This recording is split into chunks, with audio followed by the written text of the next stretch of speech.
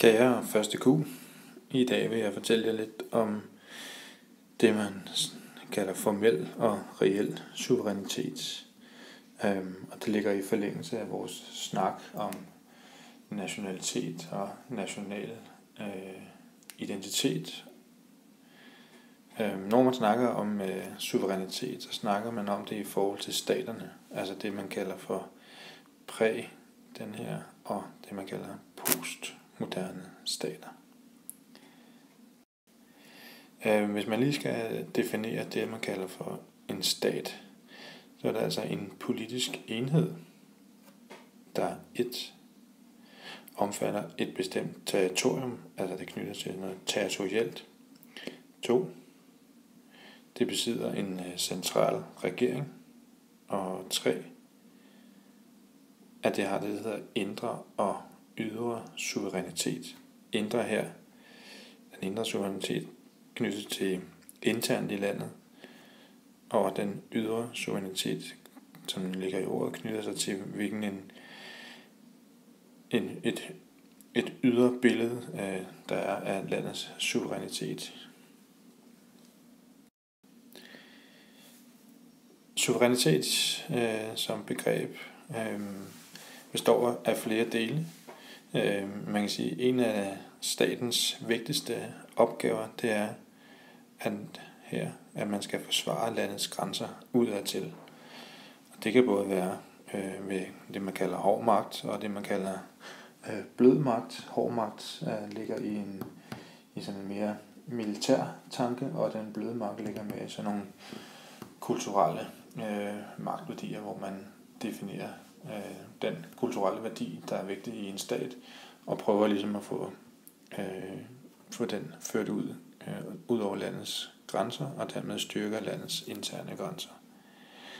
Det kan også foregå indadtil, det vil sige, at hvis man har nogle problemer med eventuelt nogle, det man kalder oprørsgrupper, eller man har problemer med at få gennemført lovgivning her, det kunne også være nogle mafiagrupper, så kan det gå ind og stille spørgsmålstegn ved landets suverænitet. Det kommer vi en lille smule mere ind på, når vi skal snakke om Machiavelli, som vi også har læst. Her, punkt nummer 3, det indebærer også, at staten er herre over det, man kalder for egne anliggender, og der ikke findes nogen konkurrerende myndigheder, det vil sige, at der ikke er nogen parallelle magtsystemer, som prøver at vinde magten over den siddende regering. Det, som jeg godt kunne tænke mig, at I lige overvejede nu her, det var, om I kunne finde et eksempel eller to på lande, hvor nogle af de her kriterier, vi lige har ridset op nu her, ikke er opfyldt. I kan gå videre til det næste slide, når I har overvejet opgaven. Det, man kalder formel suverænitet, altså det, der er afgørende for at kunne tale om en statsdannelse. Det var, at tidligere var det svært for centrale regeringer at holde styr på kan man sige, yderkanten af deres lande. Og terrorgrupperne kan gå ind og anfægte eller påvirke regeringens, det man kalder for voldsmonopol. Og hvad er voldsmonopolet? Jamen det er jo et begreb, der stammer helt tilbage fra Machiavelli, som skrev en bog, der hedder Fyrsten.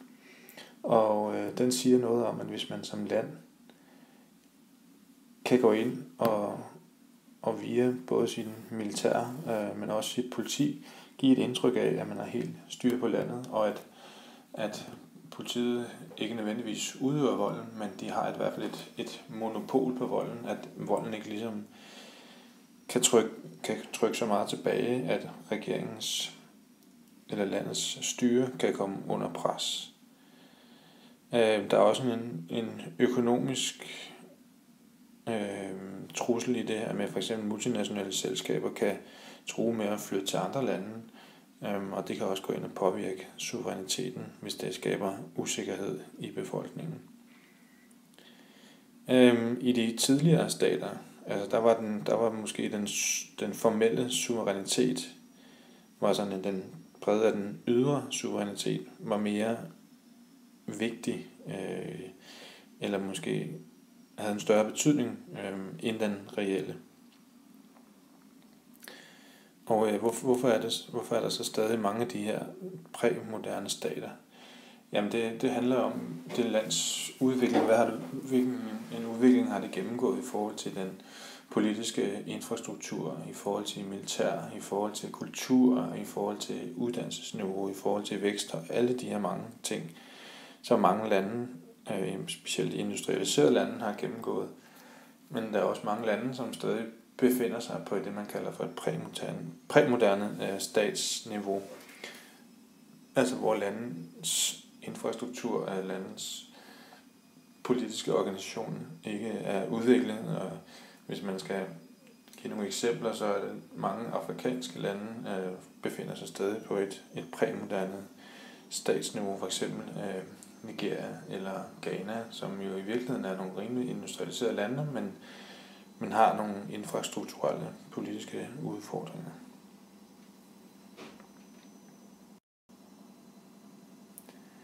Ja, så har vi de moderne stater. Der er stadig en høj grad af det, man kalder for reel suverænitet, men de er ikke så optaget af det her forhold mellem den reelle og den formelle suverænitet. Og det forhold, det skifter lidt, når man snakker om de postmoderne stater.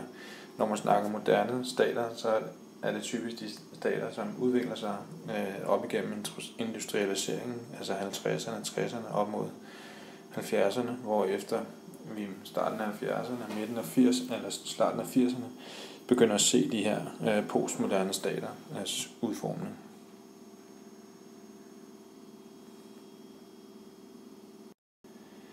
Ja, så har vi nået til de postmoderne stater, som det selvfølgelig ligger lidt implicit i det, så er det en omvendt situation i forhold til de præmoderne.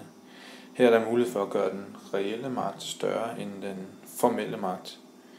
Suveræniteten bliver noget, man kan forhandle med, altså en forhandling mellem folket og regeringen, hvor det før i de præmoderne stater var meget regeringspræget, og dem, der tog alle beslutningerne, så er der mere mulighed for, kan man sige, at lave en bottom-up her, hvor det før var meget top-down styre, altså oppefra ned, med befolkningen fik ligesom bare at vide, hvad de skulle gøre.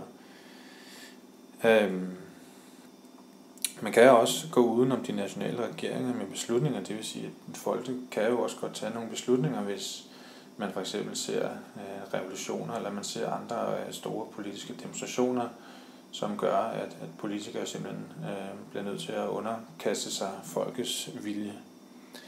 Og hvis I ser på figuren på side 19, så kan I se, at der er en figur over forholdet mellem reel og formel magt.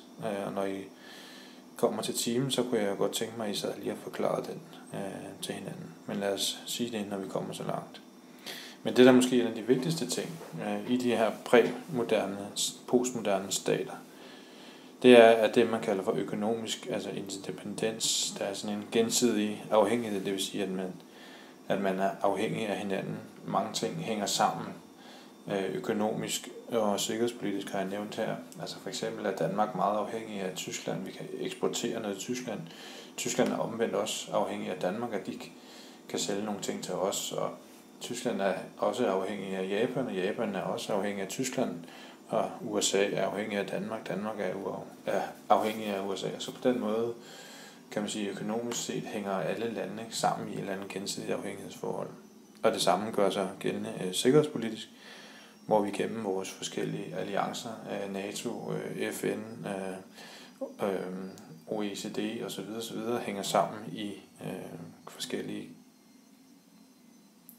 militære og, kan man sige, udviklingsalliancer. Ja, og for lige at slutte af her, så vil jeg lige gøre det her, eller understrege det her med den reelle suverænitet. Hvad er det egentlig for noget? Og den reelle magt, regeringen har over landet, det er egentlig et udtryk for den reelle suverænitet. Og så lige det her igen omkring det her voldsmonopol, som sagt var tilbage fra Machiavelli-tiden, hvor han ligesom argumenterede for, at fyrsten, altså i vores tilfælde regeringen, ligesom skulle suverænt styre, hvornår der måtte udøves vold. Og hvis der ligesom bliver stillet for mange spørgsmålstegn ved det, jamen så vil man begynde at tænke om staten i virkeligheden har det her såkaldte voldsmonopol. Og noget mere, der ligesom gør sig gældende for, om man har det, der hedder reel suverænitet, er også ligesom eksempel med Afrika, Nigeria, Ghana, at man har det, der kalder for et stabilt institutionelt miljø, altså at institutionerne, både de politiske institutioner, de økonomiske institutioner, de kulturelle institutioner, uddannelsesinstitutioner osv., at de er stabile. Så skal man have en velfungerende markedsøkonomi, hvor at markedet hvor der ikke kommer for meget indblanding, hvor der ikke er korruption, hvor der ikke er mistillid til markedet, sådan som man på den måde undgår for mange udsving. Og så må der ikke være de store interne uroligheder, som vi også ser i flere af de her afrikanske lande, så kan der meget hurtigt opstå store protester og voldelige aktioner, hvor generaler og andre terrorgrupper osv. tager magten og skaber store uroligheder. Og til sidst så er det befolkningens anerkendelse af statens legitimitet, altså det vil sige, at folket anerkender, at det er staten, der ligesom bestemmer. At man ikke stiller sig spørgende overfor, at når man får noget at vide fra statens side, at man ligesom sådan tænker, at det er sådan, det må være, og det kan godt være, at man ikke nødvendigvis er enig, men man anerkender det i hvert fald. Ja, og så må du efterfølgende, når du har hørt det her, gerne gå ind og svare på spørgeskemaer, som knytter sig til denne præsentation. I timen er der en opgave, og den kan du lige læse igennem og overveje nogle af spørgsmålene her. Men som sagt vil der være tid i timen, til vi arbejder. Vi ses.